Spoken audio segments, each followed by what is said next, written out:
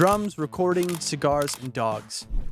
I think that sums up my my friend today, Jason Schmidt. He turned his bonus room, I think it's a bonus room, and attic into a super impressive recording studio. Like, he did an excellent job. Jason, dude, good work. And thank you for having me out. If you guys want to give Jason a follow, all of his links are down in the description. Check out his Instagram, his email's on there if you want to book something. Really, really nice guy. Thank you again, Jason, for having me out. This was a lot of fun. Also, I really enjoyed the Q&A piece that we did. If you guys didn't see on the last video, it was a walkthrough of my home studio here. And at the end of that video, I did a Q&A where I answered your questions that you sent me on Instagram. If you guys want to be a part of that, I think I'm gonna make that more of a regular thing at the end of these videos. Jump on over to Instagram, give me a follow, so when I do the Q&A things, I can read your questions, and I will put them in the end of these videos if you guys want to be a part of that. So today's video is brought to you by you smashing the like button for the YouTube algorithm. It really does help the channel, so please just tap that like button. If you guys want to see more of these studio tours and a bunch of other stuff, I've got some really cool interviews lined up. Hit the subscribe button on here. If you want to support the channel, you can go to ANDREWMASTERSmusic.com. You can book remote drum sessions, mixing, or we can schedule Zoom calls and chit chat on there. All right, let's go check out Jason's studio. Dude, this is so awesome. 17 billion guitars. Got a nice little lounge. Yep. Little humidor, little refrigerator action, coffee bar. What's a humidor? For cigars. Cigars. Yeah, so after the session's over, we can always light up a cigar. All right. Snacks, cigar, coffee. Yep. What do we got here? Pete's. Classic. Did you design the studio into the house? The studio, when I first started building it, it only had this bonus room. So, and then that was a wall that was completely solid, and it had a little cubby door that went into an unfinished attic.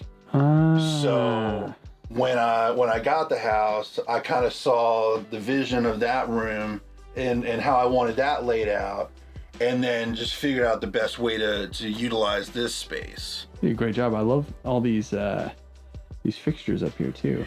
Yeah, they kind of look like drums. So yeah, that was another reason why I got them. That's awesome. Yeah, that was the pickiest thing about the whole studio was I probably took a month just to find the lighting I wanted. Dude, well that's, I mean, you're talking to the right person. Do you play everything, or what is it that you play primarily? Primarily a drummer. Right.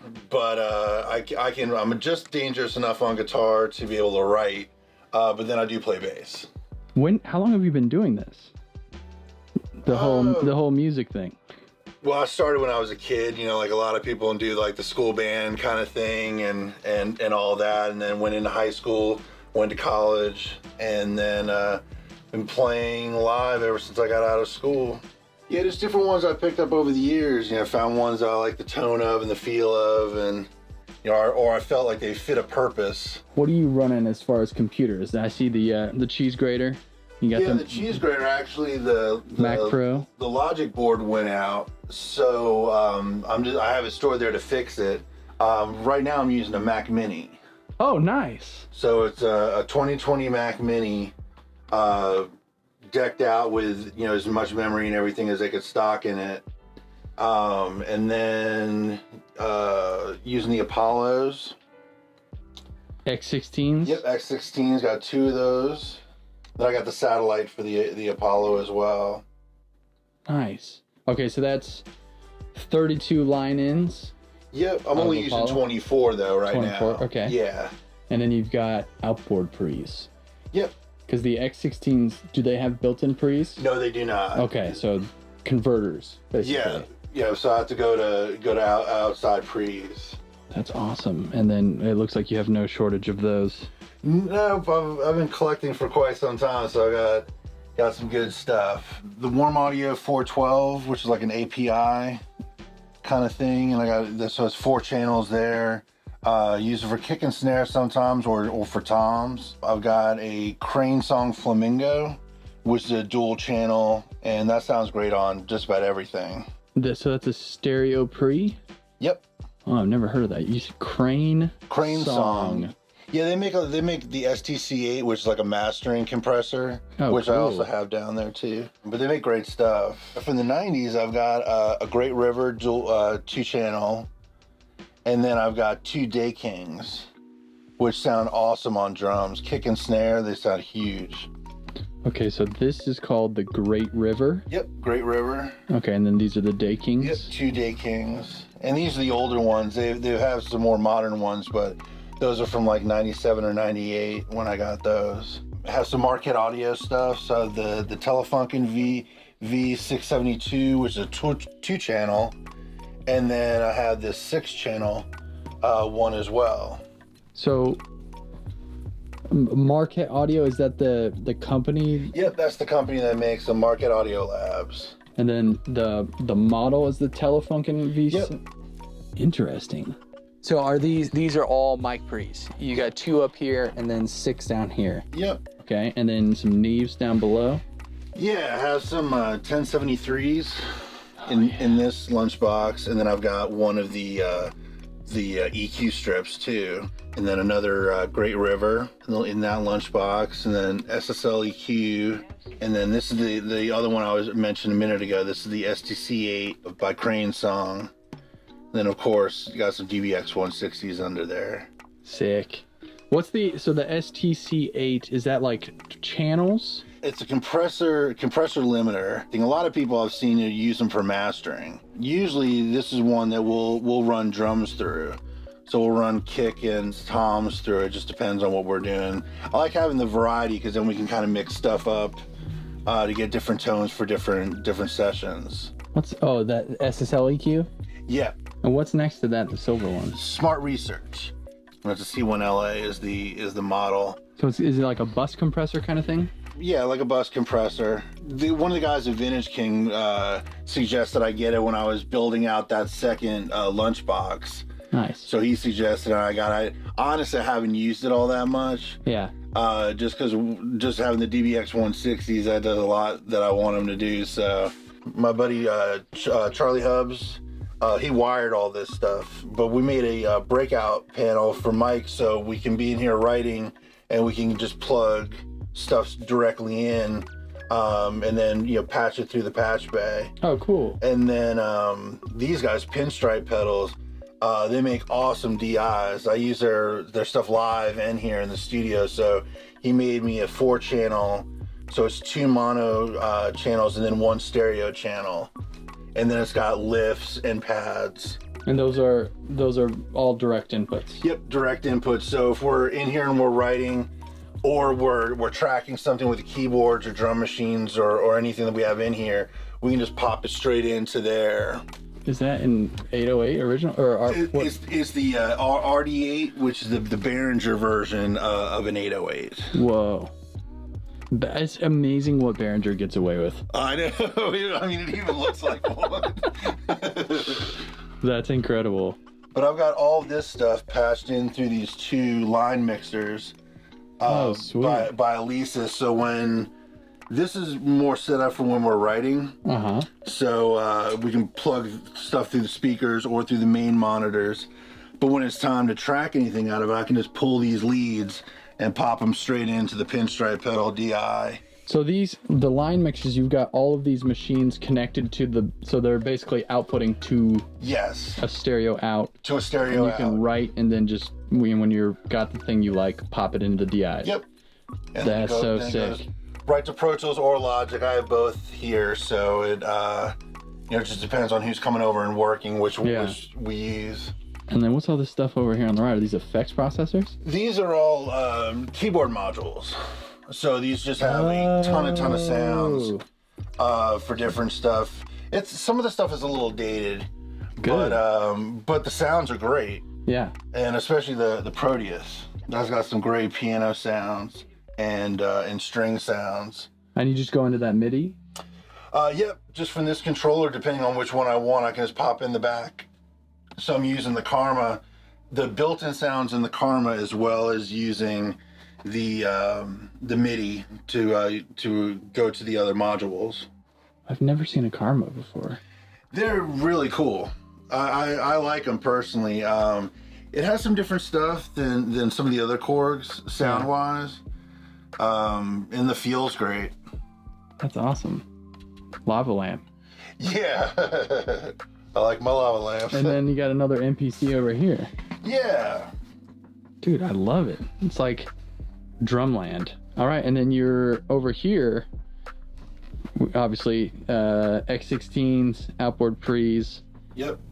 And then while you're running Pro Tools, you said Pro Tools and Logic? Pro Tools and Logic, so it just depends on who's coming over, which one we end up using. Some people like Pro Tools more than Logic and vice versa. Yeah. So I like having the flexibility of having both. And with Logic, we can also use main stage. Yeah. So I like having that flexibility as well. And then for monitoring, we're running everything through the central station. Oh, cool. The Presonus. Yep. What I like about it is whether they're the JBLs or the Studio Precision 8s, I can have the sub on or off with either pair of speakers. Right. And have the talkback. So remind me again, what's the name of this controller? S3? This is the S3, yeah. S3 controller. Then just using just one of the Oxygen keyboards by M Audio. Yep. For a MIDI controller for main stage, and then any other soft synths that I'm using. Is this connected to the S3? Yes, it is. So is this to like jump between buckets or banks? Yeah, it's a transport is what they use. So I mean, you can assign all these different buttons to do everything from stop, record, fast forward. You can type in exact time code. You can scrub backwards or forwards. Nice. So yeah, it's a cool little addition. And then this is your talkback mic? Yes, the end got a little damaged on it, so I'm gonna have to fix that this week. But yeah, that's the talkback. So how's it work? You just press this button? Yep, press the button and it's going. Just goes to cans. Nice. Yeah, so we're running the Behringer Power Play for all the Q mixes. Oh, nice. So just ran a snake, a Cat 5 snake that we made, and goes through the hole in the wall there, and goes out to a breakout, which I'll show you when we get in there. And then you said, so you've got these JBLs. They're these guys. They're little. You've seen these before. They're pretty much everywhere. They're great sounding. Yeah, they sound super good. And I got the JBL sub. And then these are, what are these? These are the Event Studio Precision 8s. Events. How long have you been working with these? For about 8 years now. Holy cow, nice. Yeah, I really like them. They're pretty flat, but there is a little bit of coloring, but it just sounds good, and I've gotten used to them, so I know what they're supposed to sound like. What are these panels? Did you make these? Yep, made these panels. So it's just fiberglass board, and then just wrapped them, and then we just hung them up just to have a cloud over the mixing area, so it takes out some of the reflection. And then you've got one, is that a window back behind it? That is a window behind, so that way it doesn't get to the neighbors, and it kind of helps control that. Yeah, sure. That wall. What do you got in there? What insulation do you know? Rock wool insulation. Safe and sound? Is that what it is? Yep, exactly. Yeah. So I got so it's 4 inch thick, and then I just built a frame around it and wrapped it, and then trimmed it in the gray wood, the same wood that's on the walls, on that back wall. And then you added that wood on the back wall too? I did. My buddy Brian Powell came over and put it up for me. That looks really good. Yeah, he did a great job. The contractors even said so when they came over here. They complimented him on his back, on the wall he did. Yeah, that's some of the better. I mean, a lot of people have that kind of thing going on, and that's definitely one of the cleaner jobs I've seen. That looks really good. Thank you. Gorgeous. All right, so you got the rack, outboard pre's here. Yep. Interface, computer. Yep. Machine Roomland, Mac Mini, Pro Tools, Logic, S3 MIDI controller, machine. Yeah, machine. So I really dig the stuff that they have and the sounds. Native Instruments has really got some cool stuff. So just love the ease of it. And then just this week, did a little Amazon find and got a laptop stand, which tilts it back, so I didn't feel like I was always leaning over to see it. Just having it tilted back just a little bit just makes it a lot easier to see. Yeah, a little more ergonomical. Yes, exactly. And then what's going on over here? I see a bunch of prehistoric equipment. Yes, exactly. The dinosaur rack is like I like to call it. Just for making transfers. So I have a ton of music over the years that I've done on tape and on DAT tape and stuff. So that way I can pull stuff even from CDs and transfer them into Pro Tools. That's awesome. I don't even know what to ask about this rack of guitars here. This is so crazy. What did you start first, bass or guitar? Bass. Okay, drums and bass. That makes sense. Yeah, drums were the first instrument I played, and then I started picking up bass around 15. Nice. Many years ago. All right, so I see 4-string and 5-string basses. Yep, I have a 5-string Fender. This is my 78 jazz bass. And then I think this is one that's from 90, for the 90s.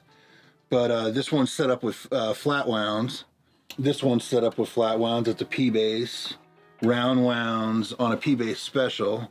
And then I have a fretless jazz bass. This one's kind of a Frankenstein. It's a Fender body, but a Chandler fretless neck. What? So I'm confused because I see frets. What does that mean, fretless? Those are just fret lines. There's no actual fret bars. That's great. So, yeah, it kind of helps you cheat a little bit. Yeah, that's how I would have to do it. Check your intonation. This one I had never seen before. I'm sure other bass guys on here would have found one, but I'd never seen a fretless P bass. So pick this up, and it sounds awesome. So it's set up with flat wounds. That's amazing. So what, you got 4 P basses? Three P's and 3 J's. That's so awesome. And then this is a Tele bass from the 70s, a Fender. And then I got a Rickenbacker. A Tele bass. Yep.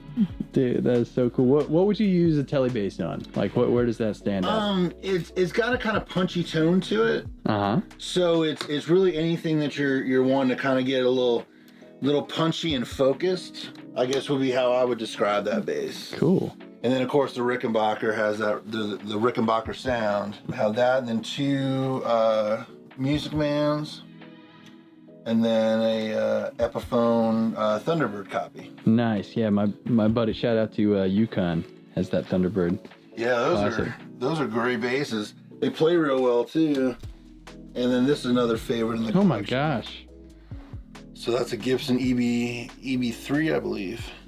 That is so nice. I've always been the guy who had one bass that was never a good bass, but it was always like, all right, here's the bass. Let's figure out how to make the bass sound how I need to sound for this project. Well, perfect example is this one here. This is actually a Chinese P bass, but what I did was I had better tuners put on it. So it's actually got like the nice Fender tuners, and then put Bartolini pickups in it. So, kind of took a really super cheap bass that I got off of OfferUp for $75, put a little bit of money into it, and now it's a great bass. That's not a bad move. Yeah, you can do that, with Mexican basses. Some people don't like the electronics in them. You can always swap them out. Yeah. All right, and then you got some amps over here. Yep, I have my Aguilar rig with a tone hammer head, and then I've got my pedal board down there, which is mostly Aguilar stuff, and then have the Kemper for guitar with a little 112 Egnator cabinet. So that way we can write all in this room. Yeah. And have all instruments, covered. That's awesome. Thank you. Great songwriting room, and then you got a bunch of acoustics. So you got bass, electrics, acoustics. Yep. You got the amps in the box. You got the drum machines, the keyboard boxes, the keyboard, and chairs. Dude, yep. Chairs are underrated. Well, the thing I like about these is, they're separated into like a lounge area, but we can easily spin them around. So if we're listening back to playbacks and stuff, we have a little more seating. But yeah, that's what I try to do with building the place, is build it so it was really kind of laid back and chill, and people felt creative and laid back in here and relaxed. Sure, yeah. What are some of your favorite? Well, I guess there's only six electrics here. What do we got going? Actually, one of my favorites is the Dan Electro right here.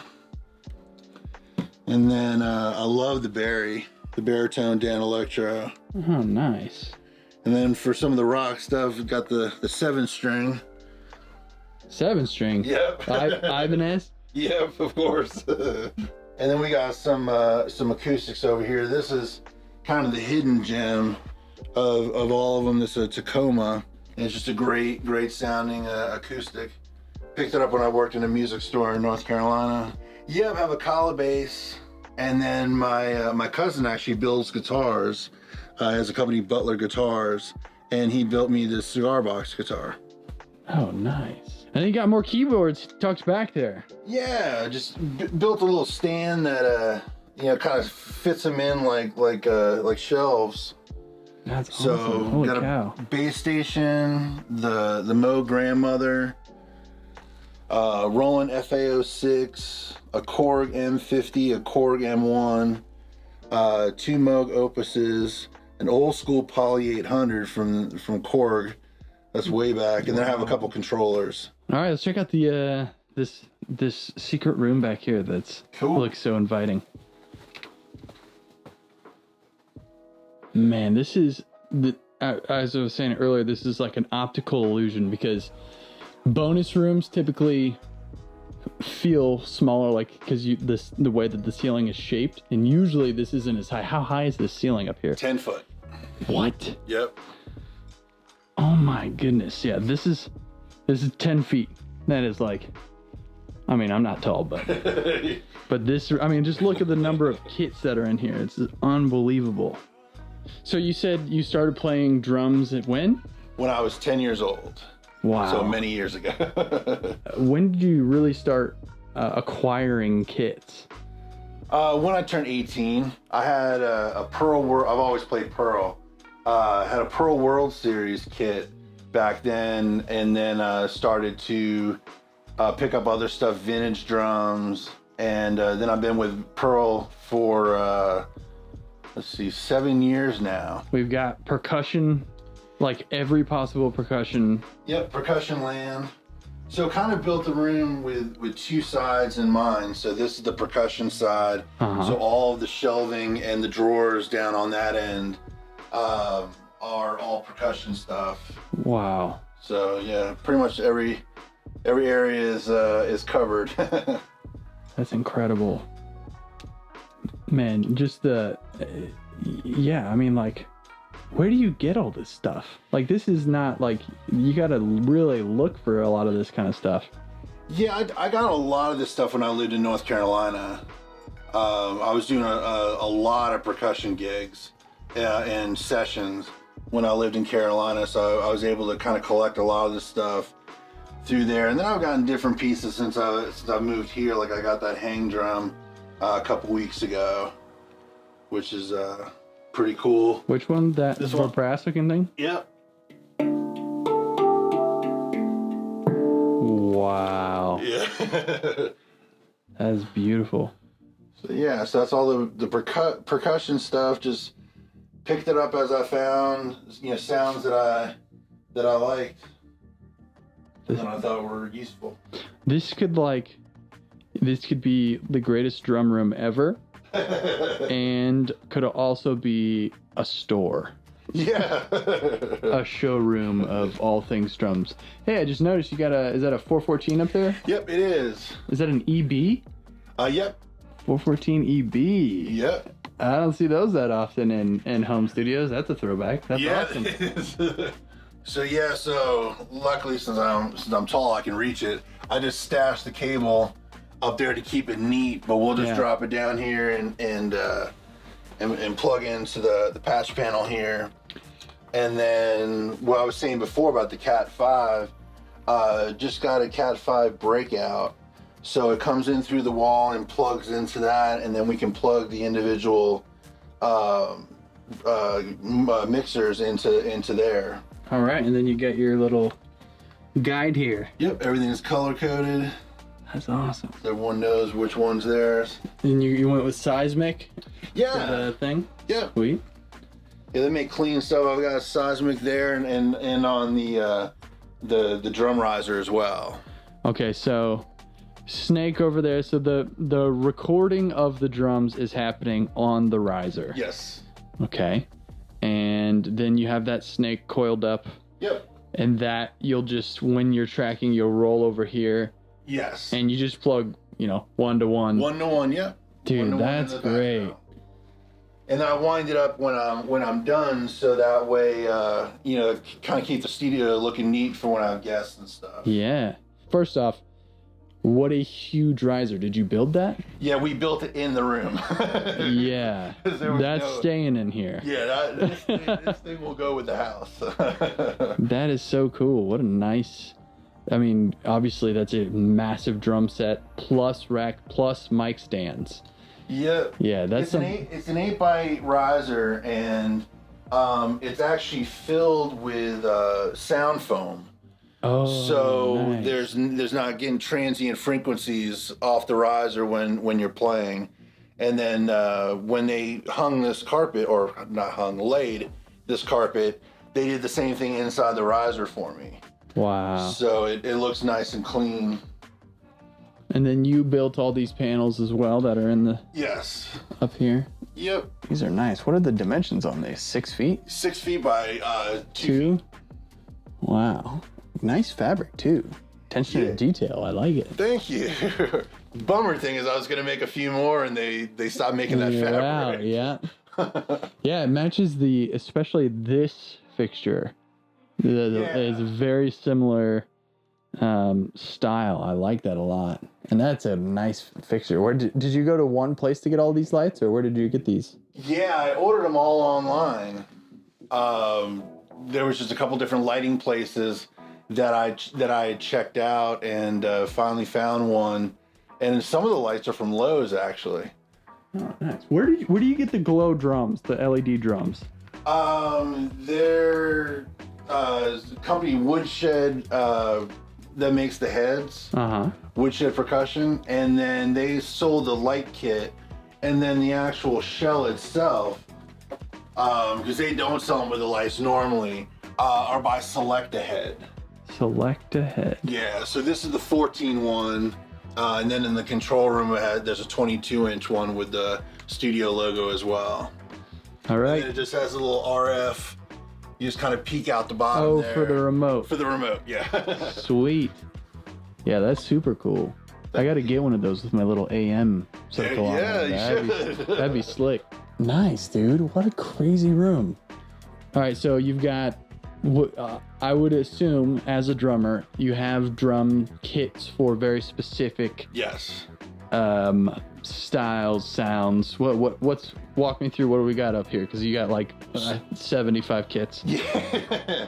So this one's set up on an Orlex hoverboard. Yeah, I noticed that. I almost tripped over. This is like its own separate thing. This is cool. Yeah, it just gets it off the floor. Even though there's carpet underneath it, but it still doesn't get as swallowed up, which is good. But Orlex hoverboard. Hover deck. Hover deck. Hover deck. I've never even seen or heard of that. That's so cool. Yeah, I picked it up off of Facebook Marketplace from a drummer in town. Oh, cool. So yeah, I like it.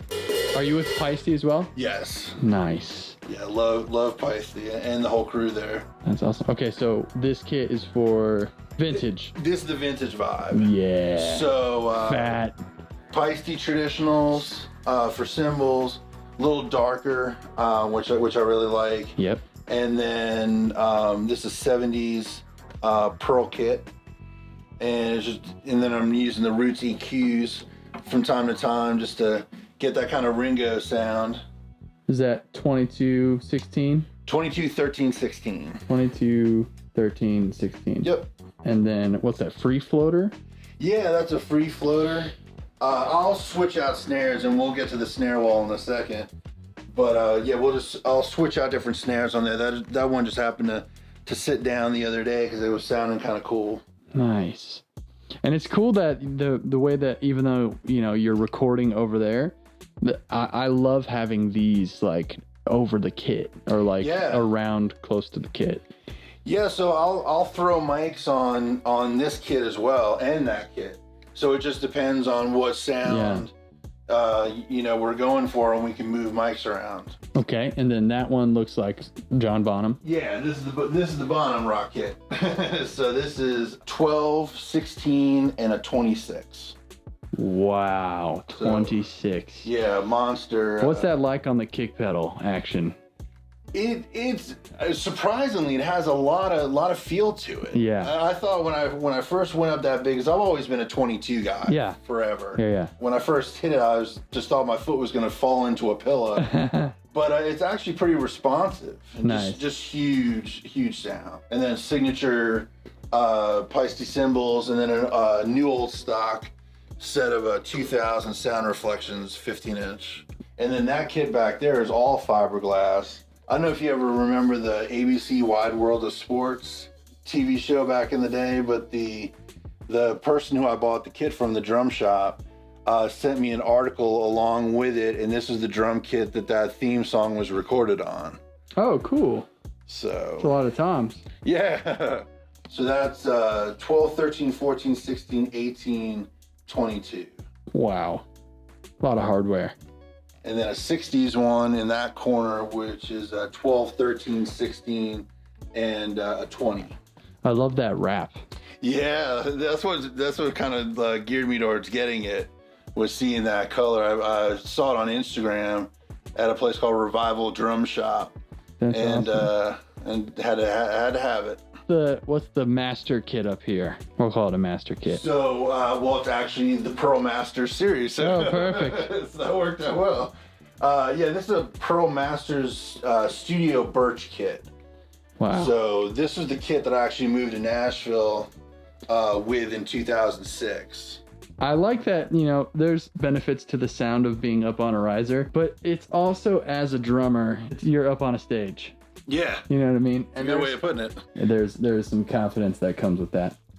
And the other cool thing about it is I can unlock the wheels and I can slide it back, so if someone else is coming in here and wants to use their gear, this can just be slid out of the way, and then the drummer can set up right here. This is kind of the sweet spot I found by kind of pushing drums around the room. The sweet spot for it. Holy cow, those beaters. They're like little hammers. Yeah, they're made by Slug Percussion Products. So it's a two-sided beater that you don't have to unhook the pedal shaft to turn it. Yeah. So it's got a cam in it, so it turns it automatically. Let's talk about the microphones. Are those KM84s? Yep. Dude, nice flex. I love these mics. Neumann KM84s overheads. Yep. We've got the 421s on toms. Yep. 57, what's that underneath? 57 as well. 57 top bottom. Yep. Hi-hat. Microtech Gefell 930. Microtech Gefell. Kick drum inside is a D12 VR, and then a RE120 for the kick out. All right, let me get a shot of this D12 here. Oh, yeah.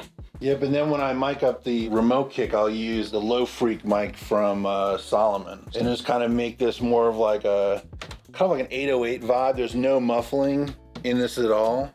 Okay. So, I can put the low frequency mic on there, and it definitely gets, a low endy kind of 808 rumble to it. Nice. And then just use a double pedal, so it slaves over right next to my main pedal, and I can get that going. Whoa. What's the thing up over the shoulder? So they were using the BBC back in the day, and that's part of how Phil Collins got his drum sound, was he used a ball and biscuit mic, as well as they patched in the Talkback mic to give him that sound. This is a very important part of a setup. Having a table to put all your stuff and have your headphone system. You've got like a actual metronome for practice. Yeah, for practice. Yeah.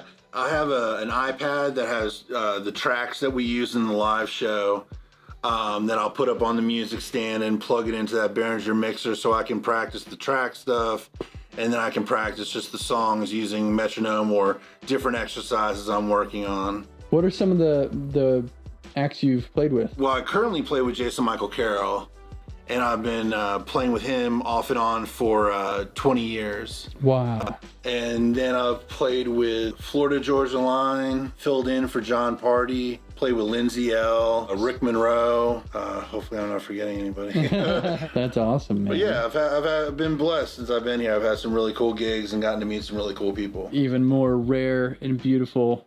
Is that a rain stick? Actually, it's a didgeridoo. But yeah, I've just got drawers too. So this was an important thing about having plenty of storage. Yeah. So I got all the different stuff just spread out, metal percussion, shakers and stuff. Then have let's see, triangles and stuff like that. How I store everything is important because a lot of stuff is out visible. Yeah. I know what's in all these drawers, thankfully. Yeah. But I can kind of look around the room and go like, okay, I got an idea for that. Yeah. Or an idea for that. So, you know, having everything laid out definitely makes a difference on coming up with parts and having all your stuff organized. Absolutely. Got some good looking bongos. Yeah, these are Pearl. So... I see you got a hat that says Bonham. Yeah. And one up here that says Ringo. Oh, nice. Where do you get stuff like that? Nelson Drum Shop. Oh, of course. Actually, in East Nashville. This is sort of like my usual pick row. This is a Pearl aluminum, just killer drum. I've got two of them. I have one in my live kit, and then I have this one here, and it just is. It can do every kind of music. When I've done sessions at other places and I've brought multiple snare drums, 9 out of 10 times that stays up the whole time. Then I have the Steve Ferrone model Pearl, which is sort of like Pearl's version of a Black Beauty. Rewrapped Pearl Vinnie Paul snare, so it's an 8x14. This is the snare that matches my kit. I call it Goldie. Then I have a chrome over brass Pearl. I have two of the utility Pearl snares. This is my very first snare drum. What? Yep. Still got it. Another prized possession I got from Billy Baker. We rewrapped a free floater with the disco mirror ball finish. I got a couple Yamahas down here, some Premiers, a Janista and an old Signia from the 90s. An old Ludwig, a 20s Lee snare, and then a Maxwin, which was made by Pearl. They're not the most expensive drums. You can get them for like $50 on eBay, but they sound really cool. They just kind of have its sound. What's this guy? This guy is a Slingerland Parade drum. Wow. Is it a Rogers? Yeah, that's a Rogers next to it.